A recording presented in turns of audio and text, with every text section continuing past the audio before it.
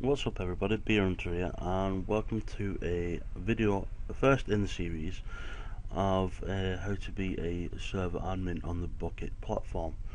Now this mini-series will be going through all the steps and the processes to be able to set up your own server and get it working functionally. So what this video is going to be about, we're not actually going to be setting up anything today. But what we are going to do, we're going to go through the thought process of what you do before you decide to set up a server. So that's what we're going to be doing today. So if you just go to the next slide on this PowerPoint presentation here. So there's a couple of things you need to consider. Just let me get that, there we go. Things you need to consider. Now, hosted or local machine. Now, there's different ways to host your server. You can be professionally hosted by a website such as CreeperHost, multiplayer game servers, things like that, or you can host it on your local machine. Now, for the instance of this mini-series, we're going to be doing the local machine hosting, but a lot of these things transfer over to the hosted machine, to the hosted server, so I won't worry too much. If you are going to be doing it on a hosted server, you've got to consider your budget. Now, how much you're willing to spend each month on your server. Prices vary depending on where you have your server hosted, how much RAM you need, and things like that. Now, a lot of these things in this video series won't matter with setting up the server and stuff like that, because the hosted companies already do that for you, so you don't need to worry about doing that. A lot of things in this video, but I will show you what applies to which before I do it. Now, you've got you decided to go into your hosted or local machine, and you decide on your budget if you're going to hosted. Next, the things you want to consider is what type of server are you going to be running. For instance, are you wanting it standard vanilla, people come in, punch wood and stuff like that, and you get diamonds as the end game. Now, there's other types of servers out there, such as minigame servers. You things like Hunger Games, MC the Walls, things like that. So these will affect what kind of plugins you run on your server. So that's an important one. What type of server do you actually want to be hosting? The next thing you want to consider is it going to be a private server, or is it going to be open?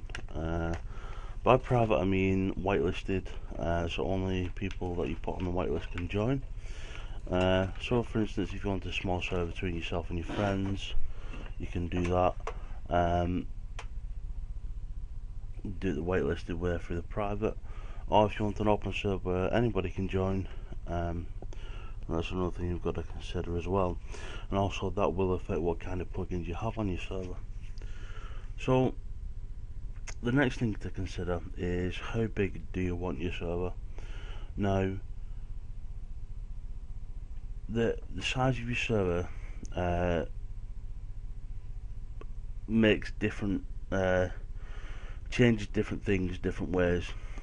For instance, how much RAM you have to your server, that changes on how big your server can be, and basically how your upload speed and stuff like that. So the more people you're using on your server, the more you're uploading and the more that you're downloading as well. So connection speed as well. Obviously this only matters to local machine host servers. So we've got that. Now, considering all the other things we've looked at, hosted or local machine, budget, what type of server, private or open, and how big, now we're going to look at what type of plugins we need. Now, there's another slide later on in the video where you're going to go over the types of plugins, but just think that about what will you need if it's going to be an open server, or what kind of steps you need to take to make the server more enjoyable for people. Now, the last thing you need to consider is the version of Minecraft you want to run it on. Now, this to many people is a bit of a what you on about, Peter? Why would I not play on the latest server? The reason I put that in there is because one of the things that you've got to consider is Bukkit don't update as fast as Minecraft do.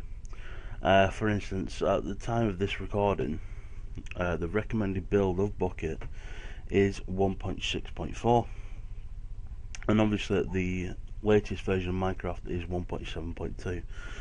So, and obviously Bukkit, to run the plugins you need Bukkit and stuff like that. So that's one thing you've got to consider, and obviously we'll go into the recommended builds of Bukkit in a later slide. So things you will need to know before you even take any steps to do this. Set up your server. You'll need to know your upload speed. You can find this out through various means. We'll go over that in more detail in a second, and while we're actually doing the videos. There's ways to find it out pretty easily. Now, your upload speed determines how fast you upload to the network for other people to download it. If you're on a local machine, this only applies to you, because people will be connected to your machine and downloading the data from your machine, so you've got to be able to upload that pretty quickly. Your download speed, you need to know that as well. Not as much as your upload speed and other things in this list, but you will need to know how much you've got available. You'll need to know your machine RAM. As I said, for the instance of this tutorials, we're going to be running on a local machine, so you'll need to know how much RAM you have on your machine. Now, for those that don't know, RAM is called random access memory. It's a built-in memory storage, nothing like your hard drive, nothing like that. It's a built-in memory into your system, what programs run off. So the more RAM you have, the more programs you can open and use continuously. Now, as it's Java, the Minecraft server uses RAM to run the processes that it does. So that is an important factor. And we'll go into more in depth about RAM and stuff like that once we set up the server. The last thing you'll need to know is the latest Bukkit recommended build. That is due to the fact that you need to let your players know what Minecraft version it's on and where to get the recommended build and stuff like that. So as I mentioned in the previous slide, the latest Bukkit recommended build is 1.6.4. So as I said earlier, we'll go into the types of plugins you can have depending on what you selected in the things you need to consider slide. First thing for any server